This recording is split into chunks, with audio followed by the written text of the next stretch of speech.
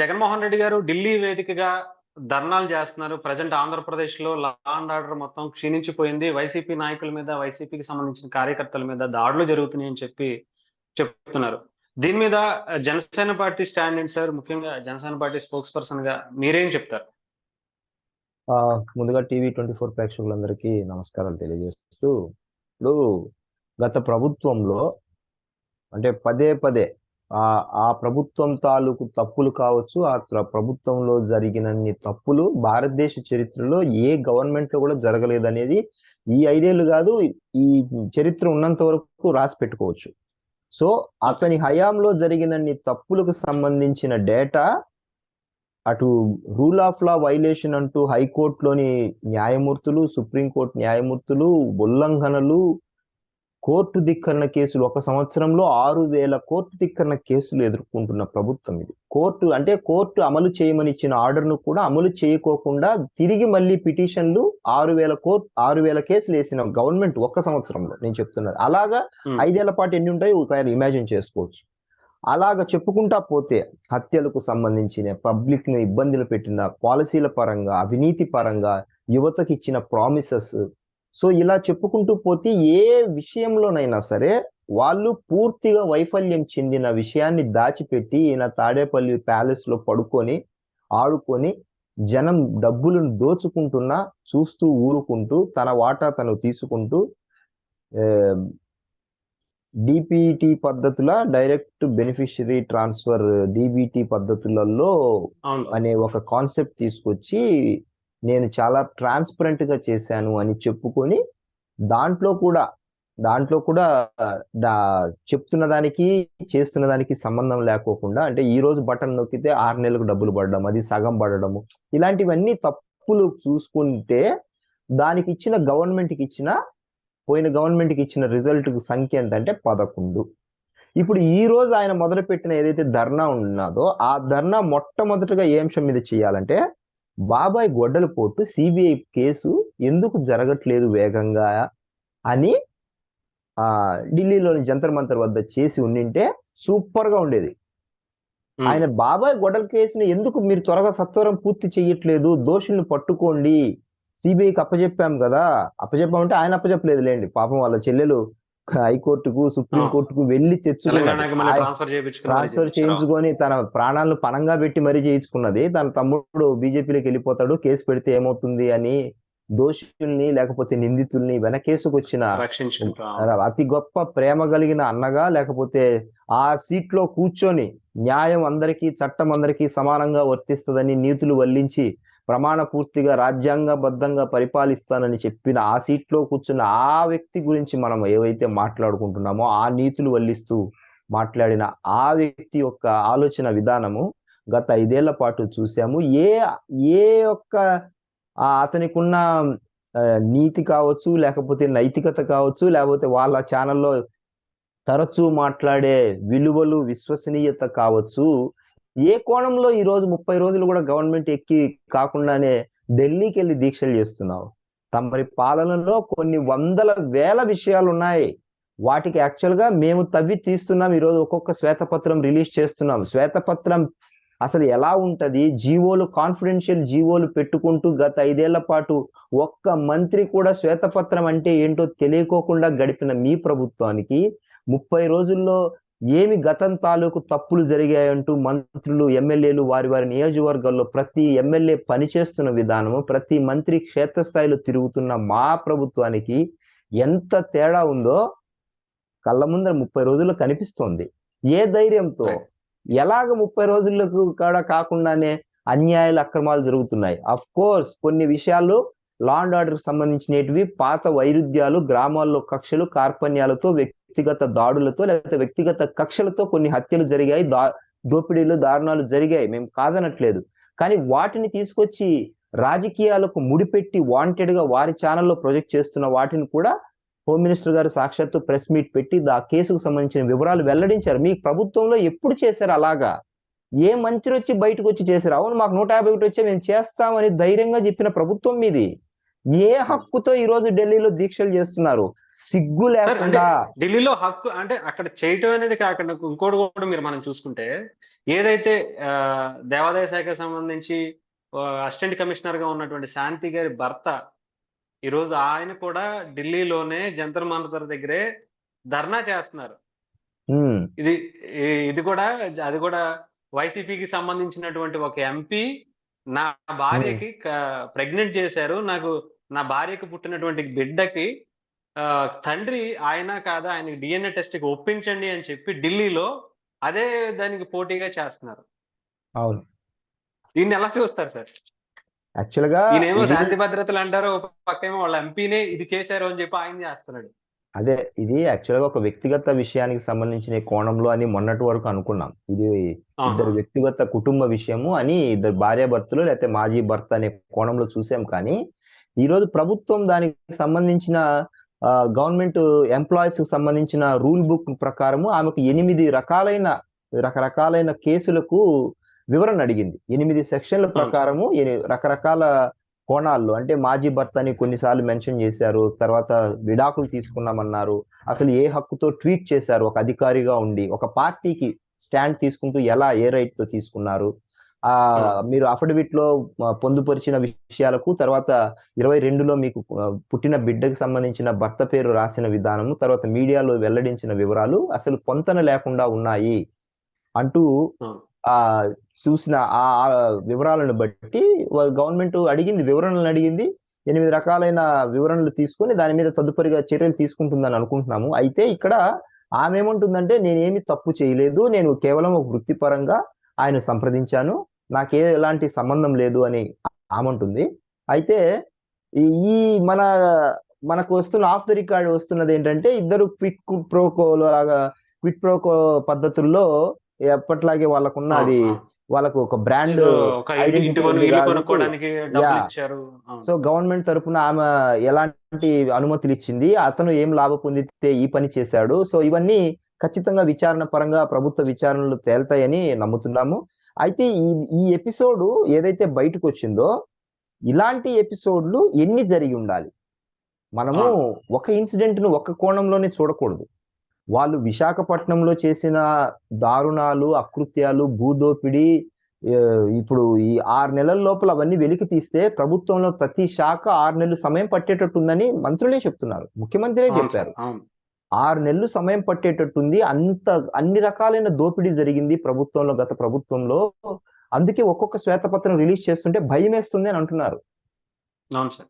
So విశాఖపట్నానికి సంబంధించి విసన్నపేట భూములు తీసుకొచ్చినప్పుడు కూడా అక్కడ కొండలు కూడా మాయమైపోయిన పరిస్థితి కనిపించింది ఆయన వెళ్ళినప్పుడు. అనకాపల్లికి వెళ్ళాం కదా మేము.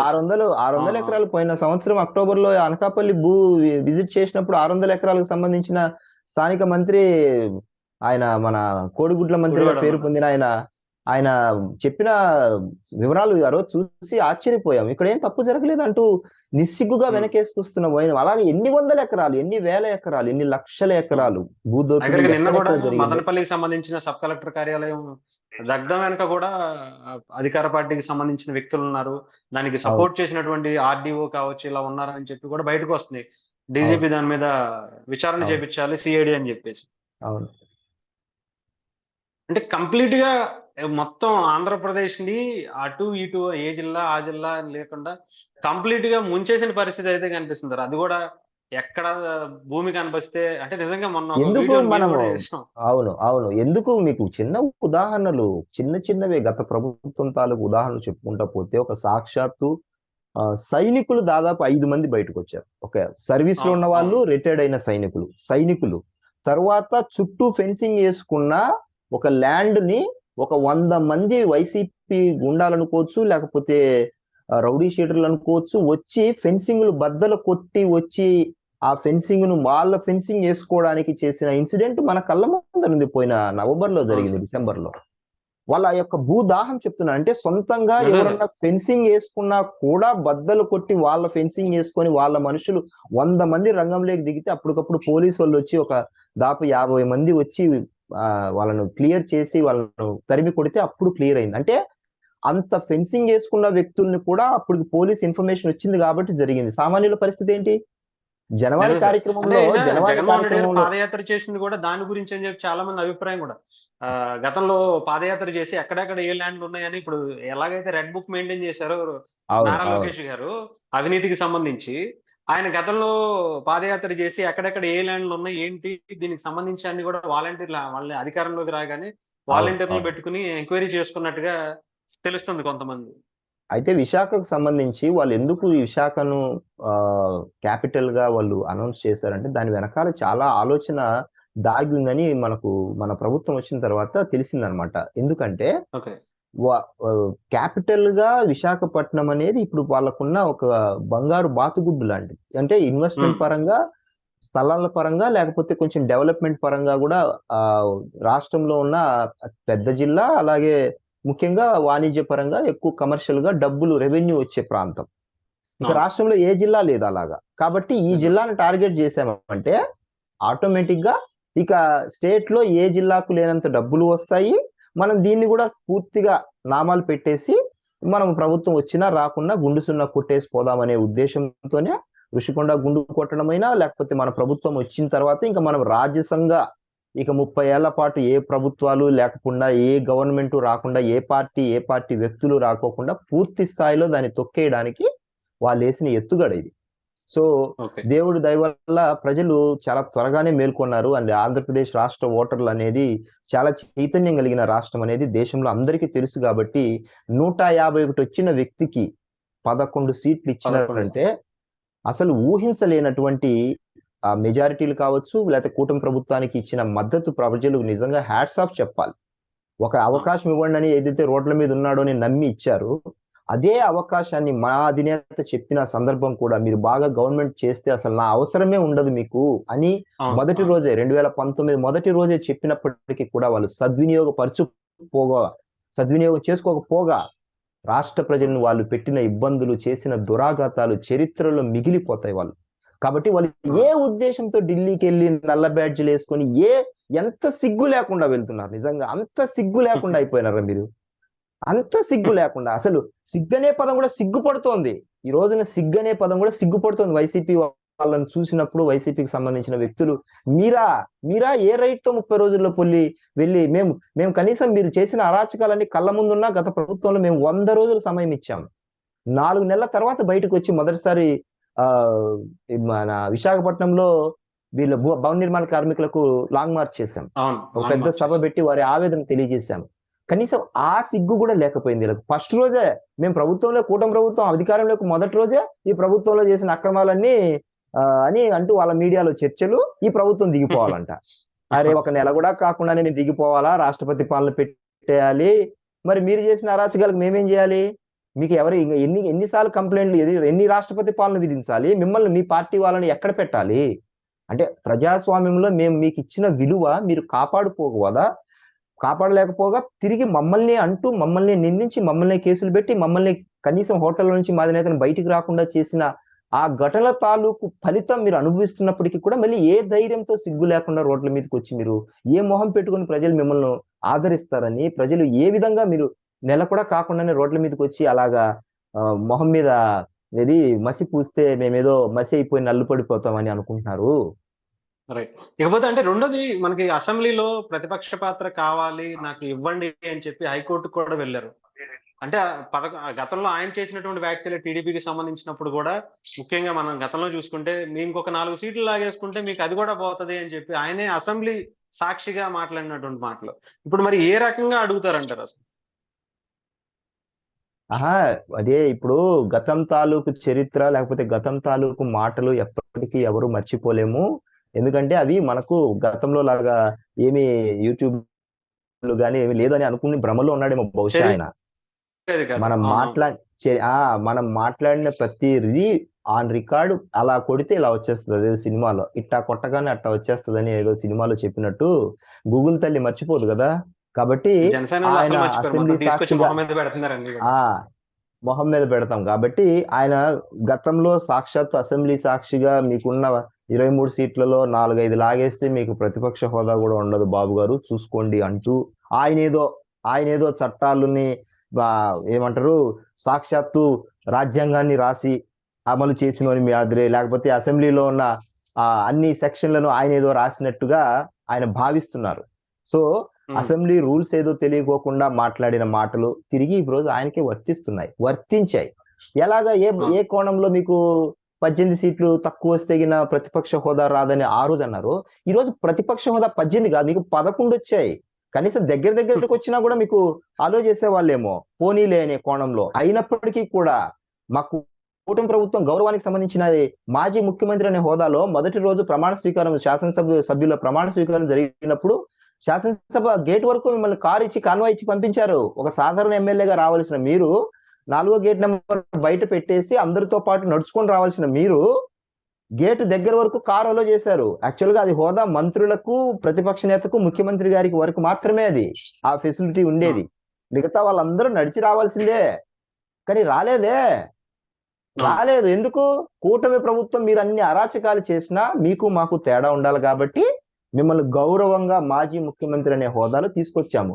కానీ ఆ హోదాను నిలబెట్టుకోలేదు. ఈ రోజు అసెంబ్లీలో పారిపోయి ఢిల్లీలో కూర్చున్నారు. నాకు తెలిసి ఆయన ఈ 5 ఏళ్ల పాటు అసెంబ్లీకి వాళ్ళని పంపిస్తాడు తప్ప ఆయన అసెంబ్లీకి రాడు.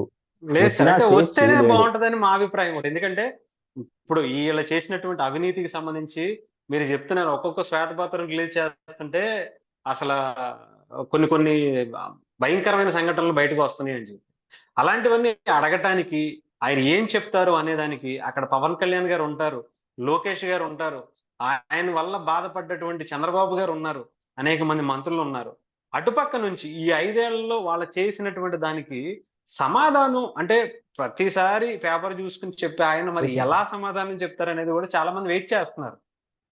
ఇప్పుడు మీరు మాట్లాడినది ఎవరికి వర్తిస్తుందంటే నిజమైన ప్రజాస్వామ్యబద్ధులకి, లేకపోతే నిజంగా ప్రజల పట్ల కన్సర్న్ ఉన్న వ్యక్తులకి, నిజమైన ఆ నియోజకవర్గ ప్రజలను లేకపోతే రాష్ట్రాన్ని రిప్రజెంట్ చేయాలనుకున్న వ్యక్తులకు వర్తిస్తుంది. But he is not like a person. ఆయన ఎలాంటి వ్యక్తి అంటే ఉంటే నేను ఆ చైర్లో కూర్చోవాలి, లేకపోతే బయట అల్లర్లు చేయాలి. ఆయనకు అలాంటి ఆలోచనలు లేవు. ఎప్పుడు మితిమీరిన అహంకారం, మితిమీరిన గర్వం ఆయన్ను 11 సీట్లకు తీసుకొచ్చినా కూడా ఈ రోజుకి తన తప్పులు నిజంగానే అదే నేను అంటున్నాను.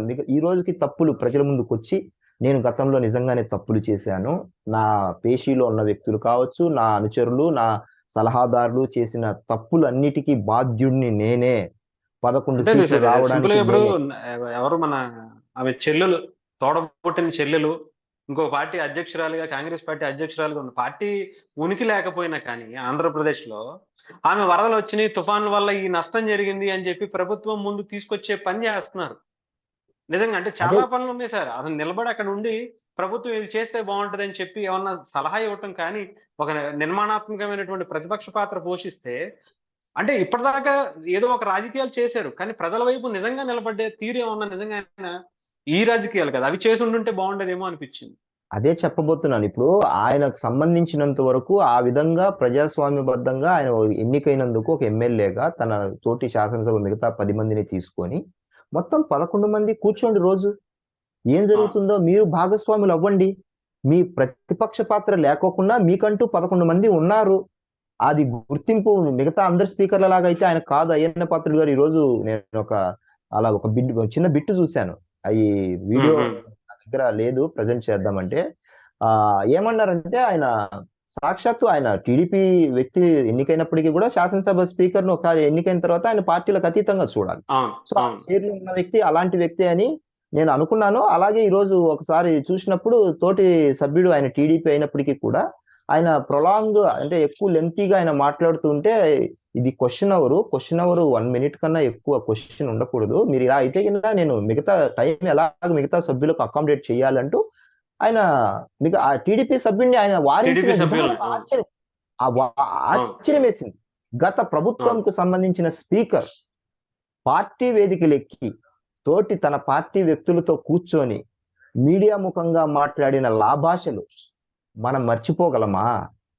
అలాంటి స్పీకరు ఈ రోజు శాసనసభని హుందాగా తన తోటి అంటే తన పార్టీలకు అతీతమైన వ్యక్తినే, తన తోటి పార్టీయే కాబట్టి ఎంత కాదనుకున్నా ఆ పార్టీ సభ్యులను ఆయన నిలువరిస్తున్న విధానం, అలాగే తోటి సభ్యులే టీడీపీకి సంబంధించిన కూటమి సభ్యులు మిగతా కూటమిలోని ప్రభుత్వంలోని మంత్రిని క్వశ్చన్ చేస్తున్న విధానం అంటే ప్రతిపక్ష ప్రతిపక్షము పాత్ర కూడా ప్రభుత్వం వాళ్ళే చూసుకుంటున్నారు. పోషిస్తున్నారు. అదే చెప్తున్నాను. మంత్రులు అయినప్పటికీ కూడా సమాధానం చెప్పటం. అయినప్పటికీ కూడా సభ హుందాగా గౌరవంగా ప్రజలందరూ చూసేలాగా అంత ఆహ్లాదకరమైన వాతావరణంలో గత నిజంగా అంటే ప్రభుత్వంలో ఒక ఎమ్మెల్యే గారు ఎవరో బూతులు నారా లోకేష్ గారిని ఒక క్వశ్చన్ కూడా అడిగారు. అవును ఏంటి తల్లికి వందనం పేరుతో ఇచ్చినటువంటి దాన్ని మీరు చాలా మంది బయట ఇష్టం వచ్చినట్టు అనుకుంటున్నారు. మీరు నిజంగా అవును ఏంటి అవును మీరు అనుకునేది అంటే ఒక అవును సొంత అవును పార్టీ ఎమ్మెల్యేలే వ్యక్తులు కూటమిలో ఇది ఉన్న యాక్చువల్గా వాళ్ళే మళ్ళీ ప్రతిపక్షం అధికార అడగాల్సిన పార్టీ. ప్రశ్న. ఇది అవును ప్రతిపక్షం అవును అవును అడగాల్సిన ప్రశ్న. ప్రతిపక్షం లేదు కానీ స్వపక్షం విపక్షం రెండు కూటమి ప్రభుత్వం ఈ రోజు ఆ పాత్రలు పోషిస్తున్నాయంటే ఏంటంటే అక్కడ చైర్లో కూర్చున్న వ్యక్తులు సీఎం హోదాలో అవును కావచ్చు, డిప్యూటీ సీఎం హోదాలో కావచ్చు, ఇద్దరు వ్యక్తులు కూడా ప్రజాస్వామ్యం ఆ, పట్ల అత్యంత గౌరవం చూపించే వ్యక్తులు. కూటమి నిజం. ప్రభుత్వం పదే పదే ఎందుకు చెప్తున్నాం ఈ మాట అంటే గత ప్రభుత్వానికి మా ప్రభుత్వం మీద ప్రజలు పెట్టుకున్న నమ్మకాన్ని ఎట్టి పరిస్థితుల్లో మేము పోగొట్టుకోము అనే సంకేతాన్ని అవును ప్రతి సందర్భంలో ఇస్తున్నాము, ప్రతి రోజు ఇస్తున్నాం. అది మేము రైట్. గర్వంగా చెప్పుకోగలం. అది పవన్ డిఫరెన్స్ కళ్యాణ్ అండి. గారు కూడా పవన్ కళ్యాణ్ గారు కూడా చాలా క్లియర్ గా అంటే మొన్నటి వరకు చాలా హుందాగా చాలా డీసెంట్ గా ఆయన వర్క్ ఆయన చేసుకున్నారు. కానీ ఈ రోజు ఏదైతే అంటే ఆయన చాలా అగ్రెసివ్ గా ఉండారు మనకు తెలుసు. ఈ 10 ఏళ్ల అవును పాటు ఆయన పెట్టినటువంటి బాధలు, ఇబ్బందులు, అటు వైజాగ్ నోవోటెల్లో ఆయన్ని నిర్బంధించినప్పుడు కావచ్చు, ఆంధ్రప్రదేశ్ కి వెళ్ళినప్పుడల్లా ఆ బోటల దగ్గర ఆపటం కావచ్చు, అవును ఏదో ఒక విధంగా ఆయన ఇబ్బంది పెట్టాలని, ఆయన సినిమాలు ఆపేయాలని, ఆయన సినిమా టికెట్లు ఆపేయాలని అంటే పవన్ కళ్యాణ్ గారు ఈ రోజు కొంచెం అగ్రెసివ్ గా చాలా గట్టిగా స్ట్రాంగ్ కౌంటర్ ఇచ్చినట్టుగా అనిపించింది. ఇప్పుడు ముఖ్యంగా వైఎస్ఆర్సీపీ చేసేటువంటి రాద్ధాంతాన్ని. అంటే జనసేన పార్టీ మూల సిద్ధాంతాల్లో 6వ సిద్ధాంతం ఏంటి? అవినీతిపై రాజీ లేని పోరాటం. అవును మా మా పార్టీకంటూ కన్స్ట్రక్టివ్‌గా 7 సిద్ధాంతాలు పెట్టుకొని, ఆ సిద్ధాంతాలను అమలు చేసే విధంగా, ప్రజలకు ఒక నమ్మకం కలిగించే విధంగా, ఆ 7 సిద్ధాంతాలను నమ్మి పార్టీని నిర్మించడం జరిగింది. సో, అందులో ఉమ్, ముఖ్యమైనది అవినీతిపై రాజీ లేని పోరాటం. అది ఎప్పటికీ ఉంటది. అలాగే గతంలో పవన్ కళ్యాణ్ గారు మాట్లాడిన మాటలు మళ్ళోసారి కోట్ చేయాల్సిన సందర్భం కాబట్టి చెప్తున్నాను. నేను ధర్మకర్తగా ఉంటాను. ఎన్నికల్లో ప్రతి సందర్భంలో మాట్లాడిన మాటలు. నేను ప్రజలకు ప్రభుత్వానికి మధ్య ఎన్నుకునే ప్రజాప్రతినిధులు ఎవరైనా సరే ధర్మకర్తలు మాత్రమే. ప్రజల డబ్బును తిరిగి ప్రజలకి జాగ్రత్తగా బాధ్యతగా పంచే వ్యక్తులము అంటూ చెప్పిన మాటలు మనం ఎలా మర్చిపోతాం? అవును సో అవును ఆయన అధికారంలోకి వచ్చిన మొదటి రోజు ఈ రోజు వరకు 34 రోజుల పాటు ఆయన సీట్లో కూర్చున్న రోజు నుంచి సమీక్షలు, పూర్తి స్థాయి నివేదికలు, అధికారులకు ఇచ్చిన డెడ్ లైన్లతో పాటు ఈ రోజు ఆయన అసెంబ్లీలో మాట్లాడిన మాటలు స్పీడును వేగాన్ని పెంచారని చెప్పవచ్చు. అలాగే ప్రజల డబ్బును పందికొక్కుల్లా మెక్కిన ప్రతి నాయకుడు లేదా ప్రతి మంత్రి గత ప్రభుత్వంలో వ్యక్తులు ఎవరైనా సరే ఆయన తను తప్పు చేసిన అంటూ నిన్న మాట్లాడిన మాటలు అవును అవును మర్చిపోలేం కదా. సో ఆయన అవును అకౌంటబిలిటీ మెయింటైన్ చేస్తానని గత ఎన్నికల్లో ప్రతి సందర్భంలో చెప్పిన ప్రామిస్ ఈ రోజు తనకు అధికారం రాగానే అదే అకౌంటబిలిటీని ప్రజలకు చూపిస్తున్నారు. అందులో ఆయనకు ఆ క్రెడిబిలిటీ ఉంది. ఆయన అటువంటి వ్యక్తిత్వం కాబట్టి ఖచ్చితంగా చూపిస్తారు. అది చేతల్లో కూడా జరుగుతుంది. అలాగే కూటమి ప్రభుత్వం ప్రజలు పెట్టుకున్న నమ్మకాల్లో ముఖ్యంగా ఇలాంటి అవినీతి పరుల్ని చట్టం ముందు నిలబెట్టాల్సిన బాధ్యత ఉంది. అది ఈ ప్రభుత్వంలో ఒకవేళ అలాంటి ఆలోచన చేసిన వ్యక్తులు ఎవరైనా సరే కూడా ఖచ్చితంగా మాకు ఇలాంటి శిక్ష వస్తుందనే భయాన్ని కలిగి ఉంటే ప్రజాస్వామ్యం నిజంగా 4 పాదాల మీద అద్భుతంగా జరుగుతుందని ఆంధ్రప్రదేశ్ ఒక ఎగ్జాంపుల్ రోల్ మోడల్ లాగా దేశం మొత్తానికి ఉంటుందని కూడా ప్రజలకు ఆ భరోసాని నమ్మకాన్ని ఇవ్వగలమని ఈ రోజు పవన్ కళ్యాణ్ గారి మాటల ద్వారా తెలియడము నిజంగా అత్యంత సంతోషం కలిగిస్తుంది. మాలాంటి వాళ్ళకు నిజంగా రాజకీయాల పట్ల ఒక నమ్మకం, బాధ్యత కలిగి ఉండాలి నాయకులంతా అంటూ మా అధినేత ఇచ్చిన పిలుపు గతంలో ఈ 5 ఏళ్ల పాటు ప్రజా పోరాట యాత్రలో చేసిన వాగ్దానాలు ఈ రోజు ఒక్కొక్కటిగా ఆయన వెలికి తీసి అమలు పరుస్తున్న విధానానికి తప్పకుండా మా క్యాడరు అలాగే ప్రజలకి వాస్తవాలను వివరించడంలో మాకు ఎలాంటి అంటే ఆ యొక్క ఆనందాన్ని పంచుకోవడం నిజంగా మాకు ఈరోజు చాలా ఆనందంగా ఉంది. అంటే జనసేన పార్టీకి సంబంధించి చాలా మంది మొన్న కూడా పవన్ కళ్యాణ్ గారు చాలా క్లియర్ గా చెప్పారు. ఏదన్నా పదవి కావాలనుకుంటే చాలా బాధ్యతగా పనిచేయాల్సి ఉంటుంది. లేదంటే ఆ ముందు నేనే చెప్తున్నాను, ఏదైనా తేడా చేస్తే ముందు నేను తప్పు చేసినా సరే నన్నైనా అవును సరే శిక్షించండి అని చెప్పి నిన్న కూడా చెప్పారు. అవును. ఎవరైనా పదవి అడగాలన్నా కూడా ఇప్పుడు కొంతమంది భయపడుతున్న పరిస్థితి అయితే ఉందేమో అనిపిస్తుంది. ఎందుకంటే ఏదన్నా ఇప్పుడు చాలా మంది నామినేటెడ్ పోస్టులు గాని, ఎమ్మెల్సీలు అవును. గాని, ఇంకొకటి గాని అడుగుతున్నారు.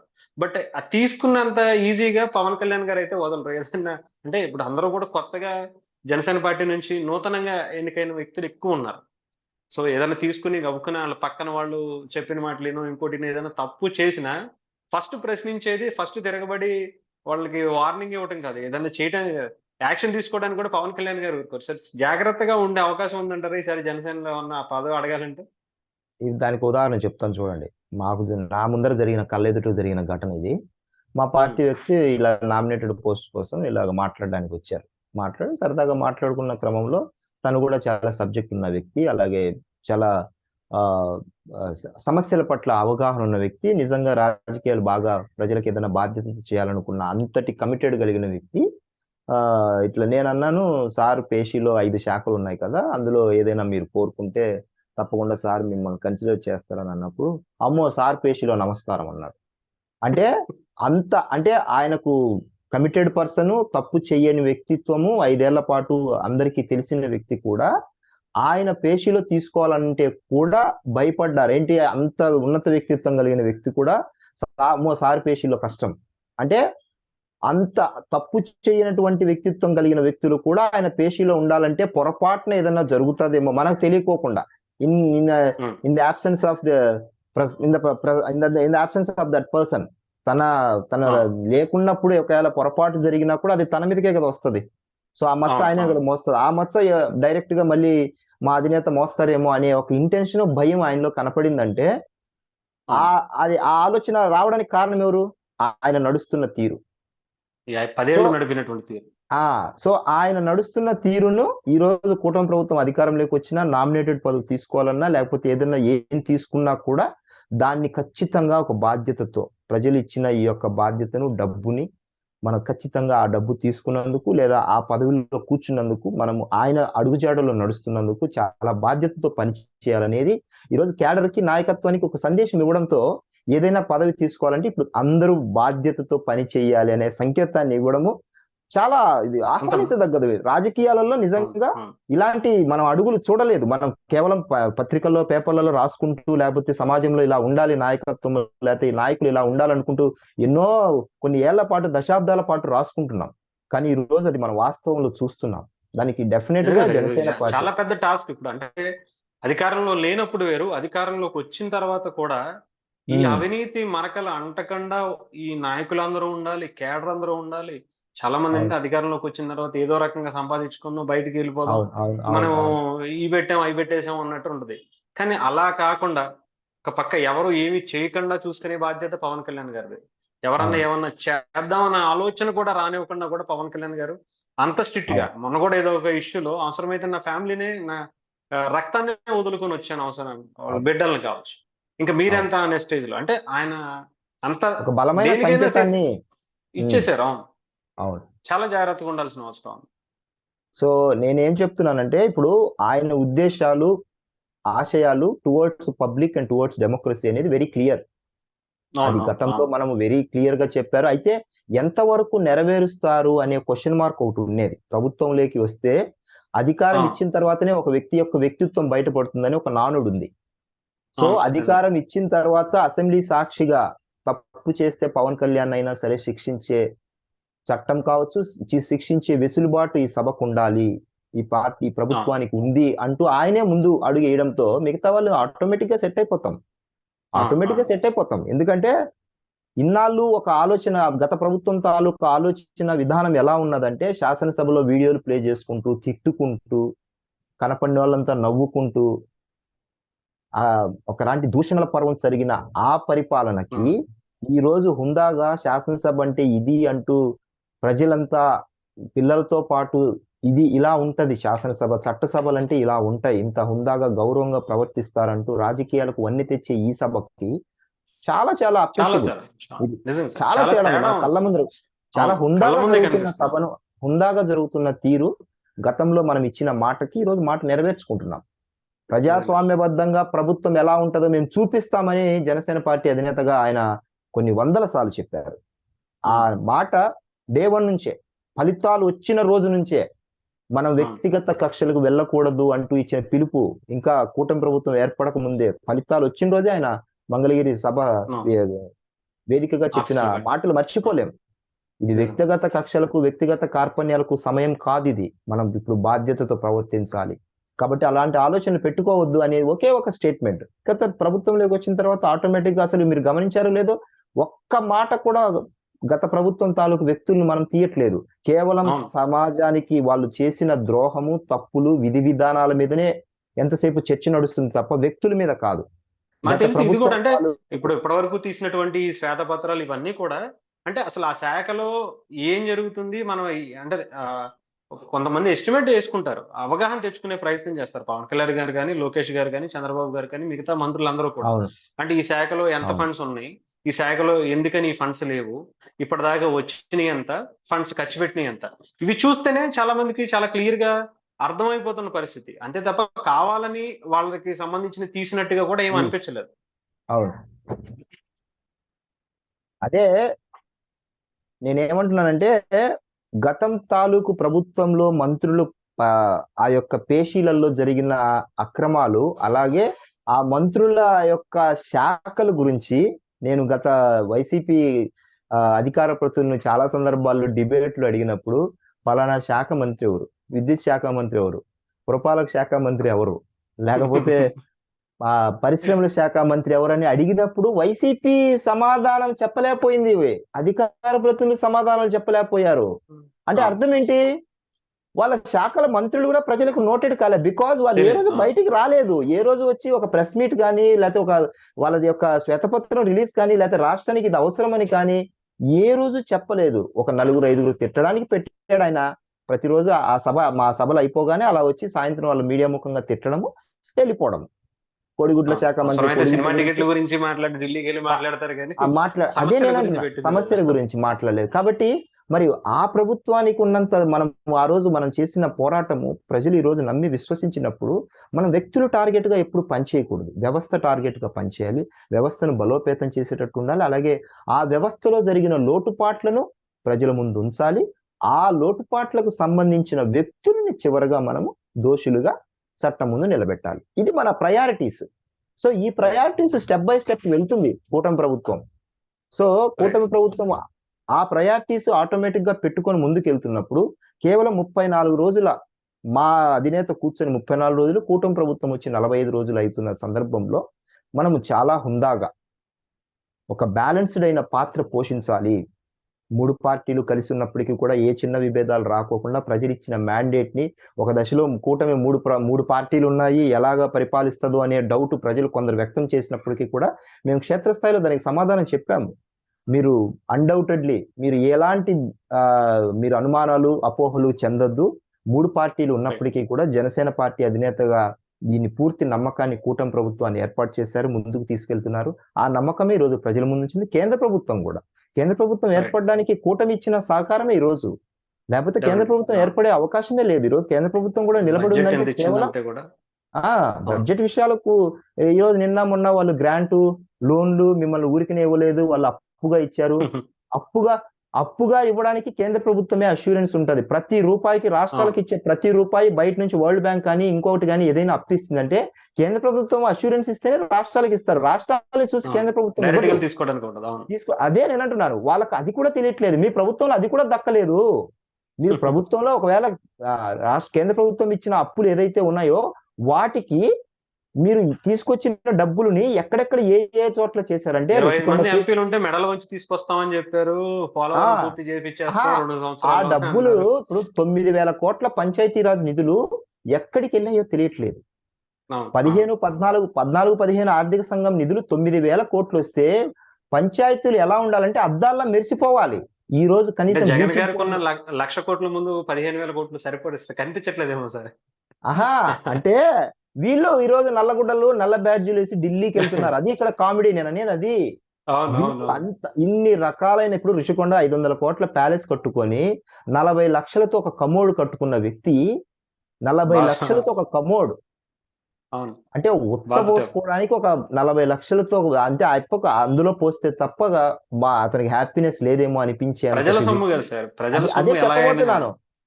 9,000 కోట్ల పంచాయతీరాజ్ నిధులు, 500 కోట్లతో ఇటువంటి ప్యాలెస్లు కట్టుకున్న వ్యక్తి ఇలాగ రాష్ట్రంలో ఆయన ఆయన ప్రజల డబ్బును జల్లిన విధానము, పరదాలు కట్టుకుంటూ గ్రీన్ మ్యాట్లతో వరద బాధితులను చూడడం, ఎన్ని చెప్పాలి ఇలాగా? ఎన్ని? ఎక్కడైనా వరద బాధితులను పరామర్శించడానికి పోయి గ్రీన్ మ్యాట్ పెట్టి చూస్తామా? గ్రీన్ మ్యాట్ తో రెడ్ పొలాల మధ్యలో స్టేజీలు ఎవరైనా చూసామా? గతం తాలూకు ఎక్కడైనా బాధితులు ఉంటే ఒక పరిగెత్తుకొని దిగి వెళ్ళి పరామర్శిస్తాం, చూస్తావా ఆ పరిస్థితిని? ఏదో దానికి ఒక ప్రీ ప్లాన్డ్ గా దానికి ఒక స్కెచ్ చేసి రాజమౌళి సెటప్ వేసి ఏమన్నా అసలు ఇలాగా చెప్పుకుంటూ గతం తాలూకు ప్రభుత్వం వెళ్తే గుర్తురావు. నిజంగా మన తలనే ఒక కంప్యూటర్ లాగా వాడాల్సి వస్తుంది. బయటకు తీస్తుంటే వస్తున్నాయి, బయటకు తీస్తుంటే ఒక్కొక్క రోజు అంటే ఇన్ని సంవత్సరాల్లో రోజుకి ఒక్కొక్కటి ఒక్కొక్క వింత అనుకోవచ్చు. ఒక్కొక్కసారి ఒక రోజులోనే కొన్ని పదుల సంఖ్యలో ఘటనలు జరిగాయి ఇలాంటివి. అదే నేనేది ఇప్పుడు మన జీబీ ఎంత డిగ్ చేసినా తవ్వే కొద్ది వస్తూనే ఉన్నాయి జీబీ డేటా. కాబట్టి వీళ్ళు నల్ల బ్యాడ్జీలు వేసుకోవడము, నన్ను అడిగితే మీకు ఈ ప్రభుత్వం నచ్చలేదు కాబట్టి శాశ్వతంగా ఢిల్లీలోనే జంతర్ మంతర్ దగ్గర ఓ చిన్న షామియానా వేసేసుకొని 11 మందికి సరిపోయేటట్టు, వాళ్ళు ఎలాగూ రారని అర్థమైపోయింది. వాళ్ళు ఫేస్ చేయలేరు ఈ అసెంబ్లీని. ఎందుకంటే వాళ్ళ పాపాలు తాలూకు చిట్టాలన్నీ బయటకు వచ్చే కొద్దీ వాళ్ళు ఫేస్ చేయలేరు, వాళ్ళు తప్పును ఒప్పుకోలేరు. కాబట్టి జంతర్ మంతర్ లోనే ఒక షామియానా వేసేసుకొని హాయిగా ఒక మంచి సెటప్ వేసుకొని చుట్టూ ఏసీలు పరుపులు వేసుకొని పర్మనెంట్ గా రోజు అక్కడే కూర్చున్నారు అనుకోండి. మీ మీడియా ఎలాగూ వాళ్ళకు ఇప్పుడు ఆహారం లేదు, రోజు ఆహారానికి సంబంధించి అక్కడ కూర్చుంటే మీరు అక్కడ కూర్చుంటేనే వీళ్ళకి డిబేట్లు రన్ అవుతాయి, స్టోరీలు రన్ చేసుకోవచ్చు. కాబట్టి మీరు రోజు రాష్ట్రపతి దగ్గరగా రోజు అక్కడ నుంచి మైకులు అరిస్తే దగ్గరే కాబట్టి వినపడుతూ ఉంటది. మీరు నల్లగూడలు వేసుకొని చక్కగా కూర్చొని దీక్షల పేరుతో వెనకాలకి వెళ్ళి తినొచ్చి మళ్ళీ కూర్చుంటా ఈ 5 ఏళ్ల పాటు అక్కడ చేసేసుకుంటే హ్యాపీగా మీ పరిపాలన. ఆ రకంగానే సార్ ఆంధ్రప్రదేశ్ కి చాలా మంచి చేసిన వాళ్ళు అవుతారు ఆయన అక్కడ ఉండి కూడా. నేను అదే అంటున్నాను, వాళ్ళు ఎలాగో ఫేస్ చేయలేరు, ప్రజాస్వామ్య సమస్యలు ఫేస్ చేయలేరు, 11 నియోజకవర్గాలకు సంబంధించిన ప్రజల సమస్యలు చెప్పలేదు, అక్రాస్ 13 ఉమ్మడి జిల్లాలకు సంబంధించిన సమస్యలు అసలు చెప్పలేరు. కాబట్టి మనకు అర్థమైపోయింది. కాబట్టి మేము కూటమి ప్రభుత్వం మేము గర్వంగా చెప్పగలము, ఈ 5 ఏళ్ల పాటు ఎలాంటి తప్పులు జరగకోకుండా ఈ కూటమి ప్రభుత్వం పరిపాలిస్తుంది. ప్రతిపక్షమైన స్వపక్షమైన మేమే దాన్ని బాధ్యత తీసుకుంటాం 164 మంది సభ్యులముగా. కాబట్టి ప్రజలకు అనుక్షణము బాధ్యతతో మంచి చేయాలనే ఆలోచనతో ముందుకెళ్తాం. కాబట్టి మాకు 5 years లో మేము ప్రజల మ్యాండేట్ మళ్ళీ ఒకసారి 29 దగ్గరికి వెళ్ళి అడుగుతాము. మేము ఇచ్చిన ప్రతిదీ, ఇప్పుడు అమ్మఒడి వాళ్ళు చేసిన అబాసు ఏదైతే ఒకరికే ఇస్తారు లేకపోతే ఇంకొకరికి ఇవ్వరు అంటూ చేసిన ప్రచారాలు ఈ రోజు తేటతెల్లం చేసేస్తారు మంత్రిగా నారా లోకేష్ గారు. ఇంట్లో ఎంతమందికి ఇస్తాము, ప్రైవేటు చదివే వాళ్ళకి. సో ఇలాంటివన్నీ మేము కష్టంలో ఉన్నప్పటికీ కూడా, పైసా డబ్బులు ఆ బడ్జెట్ లో లేనప్పటికీ కూడా ఖజానాలో ఈ రోజు 1వ తారీఖు ఇచ్చాము ఆల్రెడీ. మనకు పోయిన నెలలో బడ్జెట్ లో ఖజానాలో డబ్బు లేదు, అయినప్పటికీ 1వ తారీఖునే జీతాలు ఇవ్వగలిగాం. ఎప్పుడు జరగలేదు గత 5 ఏళ్లలో గవర్నమెంట్ ఎంప్లాయీస్ కి 1వ తారీఖున జీతాలు చూడలేదు వాళ్ళు అసలు. మనం ఇచ్చాము, ఈ నెల కూడా ఇస్తాం. అంటే ఒక బాధ్యతతో పనిచేస్తున్నప్పుడు, కమిటెడ్ గా పనిచేస్తున్నప్పుడు ఖచ్చితంగా ఏమంటారు, పంచభూతాలు కూడా దేవుడు కూడా అనుకూలిస్తాడు చెప్పడానికి. వర్షాలు కూడా అతని కన్నా ఇప్పుడు మంచిగా పడుతున్నాయి ఈసారి. ఏమో సార్, హోప్ ఈసారి ఆంధ్రప్రదేశ్ అభివృద్ధి మళ్ళీ గాడిలో పడాలి. కూటమి ప్రభుత్వంతో, ముఖ్యంగా పవన్ కళ్యాణ్ గారు లాంటి వ్యక్తితో, నిజాయితీ పరుడుతో ఈసారి ఇంకా ముందుకెళ్లాలని కోరుకున్నాం. Thank you sir, thank you so much. నమస్తే.